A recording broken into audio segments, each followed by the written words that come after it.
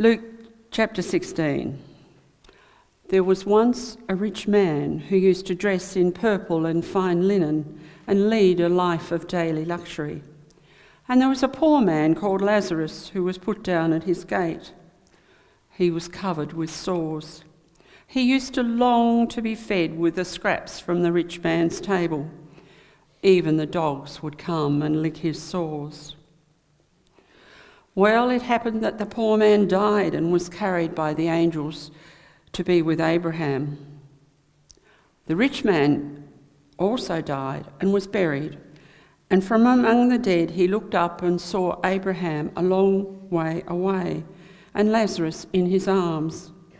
"Father Abraham," he cried out, "have mercy on me, and send Lazarus to dip the tip of his finger in water and cool my tongue, for I am in agony in these flames."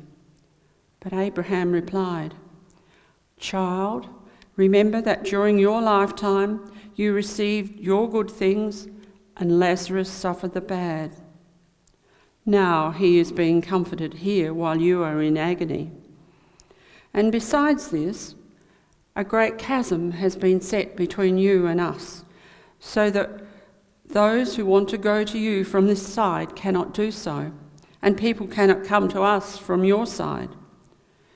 At this he said, "Then I beg you, Father, to send him to my father's house, for I have 5 brothers. He could warn them about all this and prevent their coming to this place of torture." But Abraham said, "They have Moses and the prophets. They can listen to them." "Ah, no, Father Abraham," he said, "if only someone were to go to them from the dead, they would change completely." But Abraham told him, "If they will not listen to Moses and the prophets, they would not be convinced, even if somebody were to rise from the dead." The Gospel of the Lord.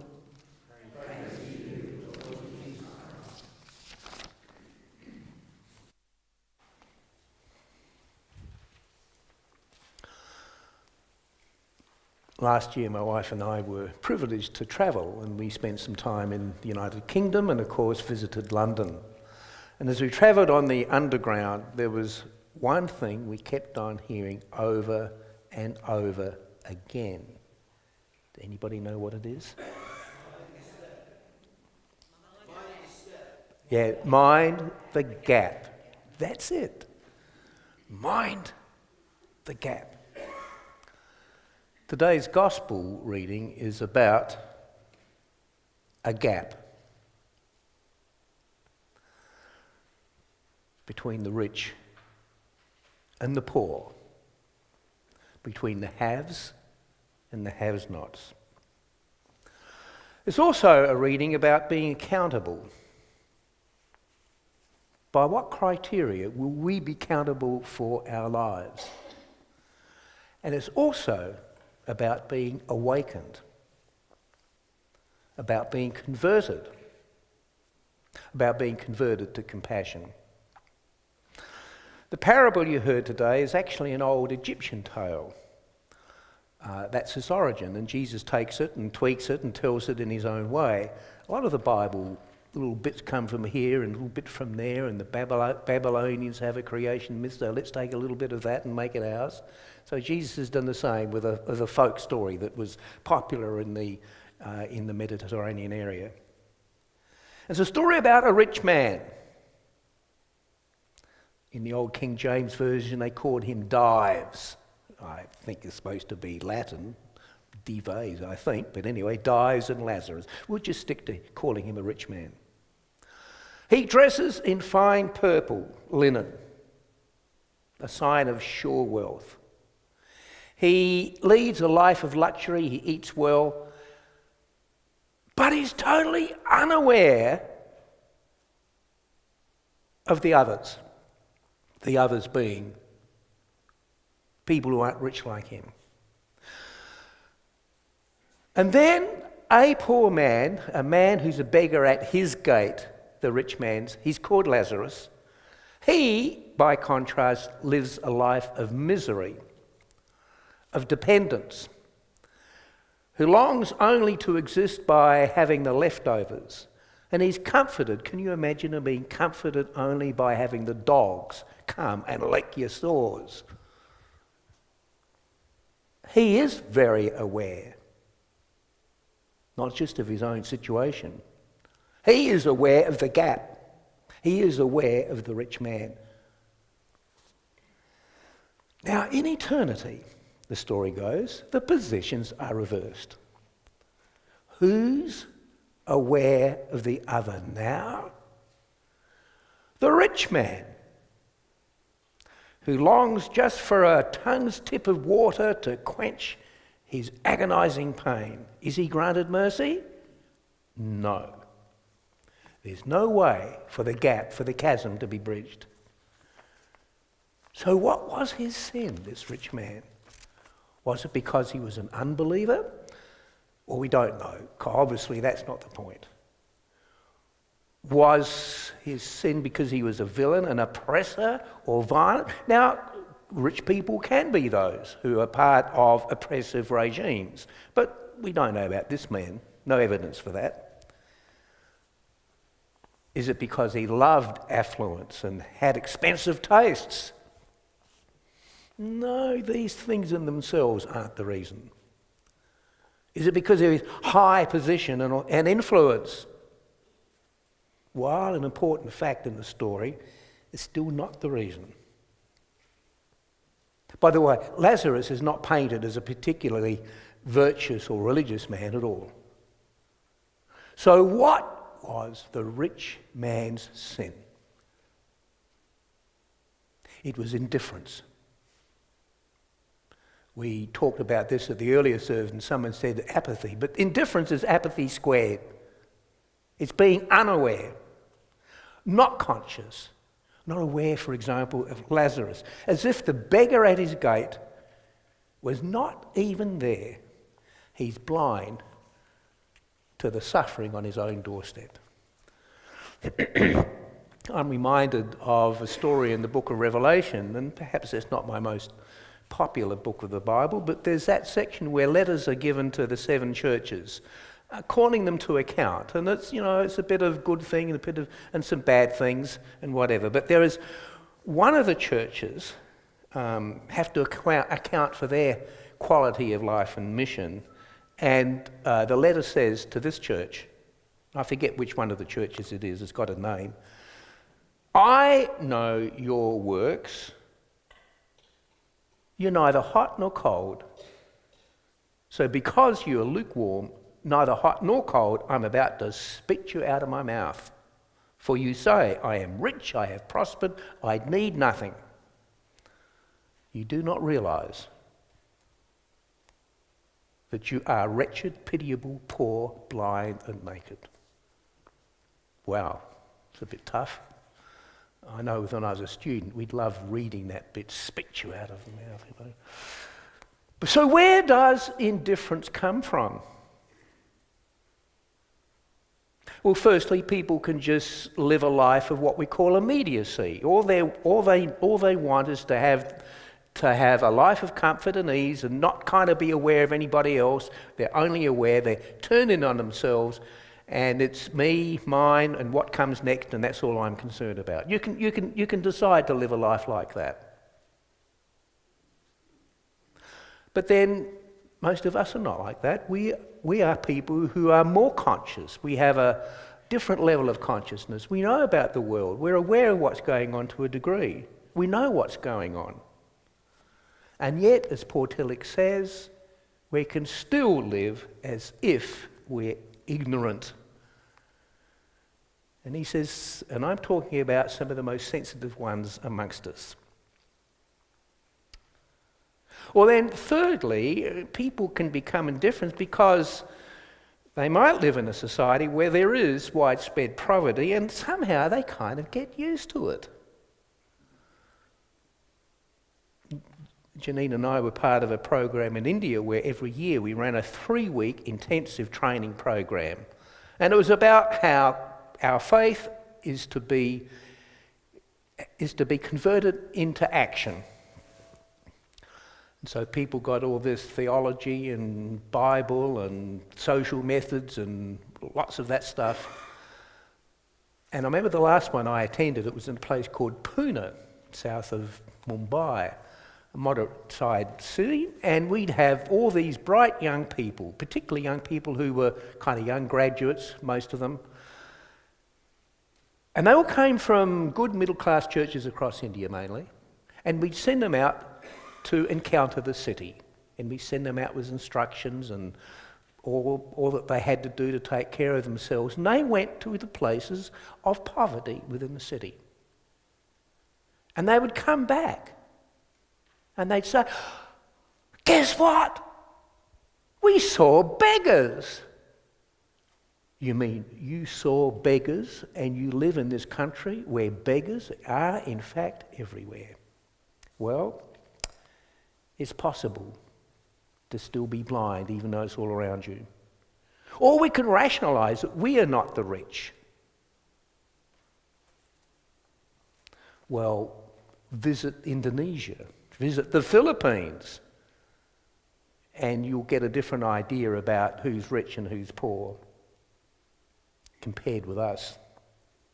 Or there are those who can say, and these are hard-nosed people, well, we can explain poverty. We've got statistics and how, or people who have a certain view of life say, you know, things are getting so much better in China, people are getting wealthier and wealthier and wealthier, at whose expense, of course. Or people can quote, you know, even the Bible and say, well, gee, even Jesus said the poor are always with us. We just have to get used to it. Well, friends, the scriptures make it perfectly clear that the love of money, if we read the Timothy reading that was set for today, it's that reading that's got that famous phrase, the love of money is the root of all evil.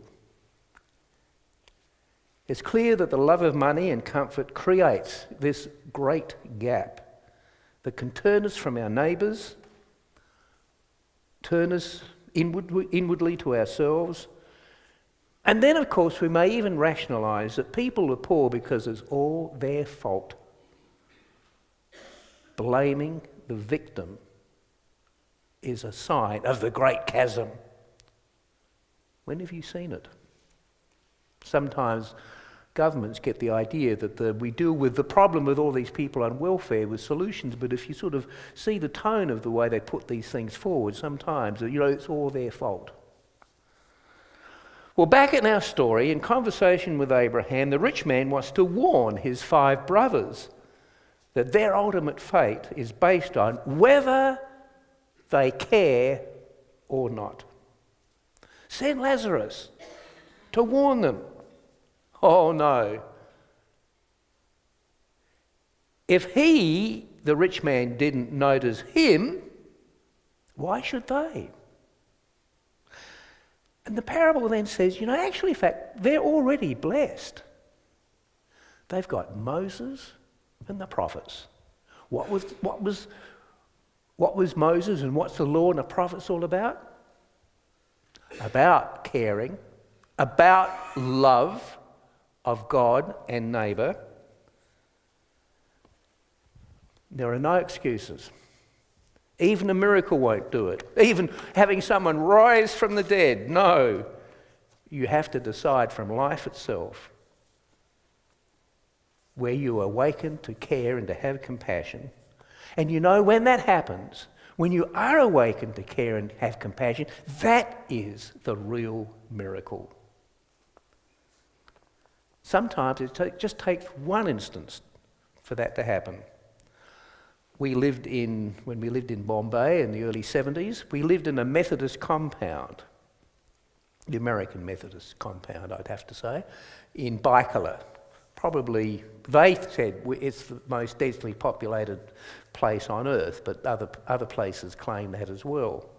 But we had beggars in our street, and there was this particular beggar at our gate who died. His death was actually quite horrible. I won't go into the gory details. And my wife, Janine, said, he's dead. We have to arrange for him to be buried. So she went to the Catholic priest, or the priests, Gloria Deo Church was reputed to have been the largest Catholic parish in the world. It was in what was then called Bombay. And then they asked, well, is he a Catholic? Well, we don't know. Well, I'm sorry, we can't help. I'll find the Methodists. Well, the Methodist ministers all suddenly disappeared. They couldn't be contacted by anybody. In the end, luckily, we could find that in the city of Bombay there was a group of people whose mission it was to care for the people who died on the streets, that they would actually have a proper burial. They weren't a religious group, by the way. They were just a group of secular people, a certain part of a government agency. That was their job. But after that, we were far more conscious of the beggars in our street. Now, institutional poverty is a problem. There's no way you can cure poverty just by giving people your excess or what it is you had to give to people. On the other hand, we were far more conscious of who they were as a people from that day. We knew that our care had to extend to them as part of our world. How else is the chasm bridged? Well, I think we have to start looking out on people who are less fortunate than ourselves and look below the surface. One thing I learnt in Bondi, where our church's mission there was the homeless people, that everybody who's homeless has got a story. Don't rush into judgment. Find out what the backstory is. Why it is that people have come to the position that they have to live on the streets. If you care and you hear the story, you understand, and your sympathies are able to go with the people, but also then, if you practically care, you then might be able to lead them into a way where they can not have to live on the streets. You see, I think compassion is something that has to happen to us. The Christ story may do it. If in that parable they could say, you've got Moses and the prophets, what have we got? We've got the Christian scriptures, we've got the Gospels, we've got Jesus. But it's not just because Jesus rose from the dead that we might be led to care. It's more because we see in Jesus the one who is the human face of a compassionate God, the one who is partial to the poor and who is for them and whom in Jesus is willing to pour out his life for them. So always the one requirement is to see, to become aware. And the young people at that ITI in Pune, bless them, many of them decided that they're going to lead different lives after they returned to their home place. Some of them even decided to give some of their time working in the projects that our group was working with in Maharashtra. Their awareness led to action. And of course, mentioning Moses, I was talking with Jen yesterday, and we were talking about, what happened to Moses? He'd run away from Egypt. He'd been caught in a lie. He'd been brought up in the palace, but he really was a Hebrew. He runs away, says, I'll get away and I'll live a comfortable life. I'll even get married, which he did. But there, what happened up onto the mountain? He couldn't hide anymore. He was burnt up. And I think that burning bush experience was his brain burning because he couldn't get out of his mind the misery of his people. He had to respond. In fact, his caring was in sync with the divine mystery. And God is reported to have said, I have seen the misery of my people. Go, Moses, go. And so Moses changes sides from privilege to identifying with his people who are the enslaved and the poor, and confronts Pharaoh as the representative, Pharaoh that is, of the oppressive regime. You know the stories. When have you been touched by the misery of those who've been on the other side of the social divide? I want to conclude with some quotes. One, of course, is from my favourite theologian of all in the 20th century, and I think will be speaking to us long into the 21st century, and that's Dietrich Bonhoeffer. He writes in his, I think it's his letters and papers from prison, he says, after all his experience, there remains an experience of incomparable value. We have for once learnt to see the great events of world history from below, from the perspective of the outcast, the suspects, the maltreated, the powerless, the oppressed, the reviled. In short, from the perspective of those who suffer. And of course, it took the liberation theologians, particularly from South America, to work out how it is, not just the church, but how societies can be renewed when those who are the poor are able to see things differently and be able to rebuild their societies. I'll skip that second quote and go to Dorothy Day, whose quote is up there on the board. Note that quote from one who devoted her life, this is Dorothy Day, an American. She devoted her life in getting the Catholic Church in America to use its wealth to house the poor, to feed the hungry, and to change civil structures to enable a more equitable distribution of wealth. Her quote reminds me of Jesus when he said, "Inasmuch as you respond to the least of these my children, you did it unto me." And my final quote is from someone who's speaking just at this moment, I almost want to say. It's the person who's delivering the Boyer lectures, Sir Michael Marlowe. And he said this last week, speaking to Australians. The alternative to poverty is not, as some may suspect, wealth, but rather justice.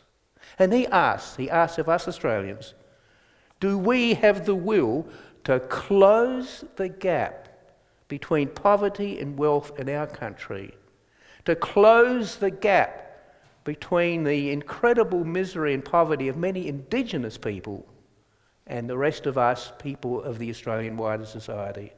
Do we have the will to close the gap? And he says you can do it in a generation. It's been done before. Go and do likewise, said Jesus. Jesus said that only if he thought that we can. Of course we can. Let's do it without guilt, just simply because we care. May we at Morialta be known as those who care. Amen.